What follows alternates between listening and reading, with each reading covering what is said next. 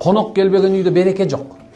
Кимдин мен дайым айтам да, кимдин үйүнө конок кирбей калса, туугандар коркуш керек. Эмне кылыш керек экен? Коркуш керек. Конок чакырып турган үйүңөргө эч ким кирбей калса, өзүң эле чакыра бер. Көбүнчөсү азыркы мезгилде аялдар эмнекен жанакындай бир конокту киришин каалабайт. Ошо даярдык кылышын карабайт. Эмне үчүн билесиңерби? Анткенсе, субхана бизде ысырап көп. Өтө ысырап. Эмне үчүн деле бир эме алганда эле 4 салат деле жазганча канча сом кетет туурабы? Жа биздин тойлор андай болбойт.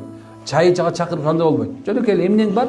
Ошо же досуңду деле кел чай ич деп, бирок аялыңды өзүнчө коюп коя. Кел аялыңа чай куй деп кереги жок. Өзүң деле болсо бир адамга некен чай ич. Кыргызда сөз бар. Наности деген сөз бар, билесиңерби? Чай ичели деген сөз ушундай да. Бул ошо конок болгон сый. Бул Азирет Алиден калган дейт алымдар. Азирет Али бирөөнүкүнө келгенде тыкылдатып, чыкылдатып, аны менен сүйлөшүп тургандан кийин анан кайра кетип барат, кайтып баратканда токтоп туруп, "Эй, кел мага бир чыны суу берчи" деген экен. Анан баягы суу ичкенден кийин баягы сурайт да, "Али устаз, пайгамбардын күйөө баласы, сизде бул кылганыңыз жөн эле кылган жоксуз. Бир маселеси бардыр ушул жерде" десе айтат, "Ооба" дейт. "Мен сени үйгө тыкылдатканда конок болуп келдим" дейт.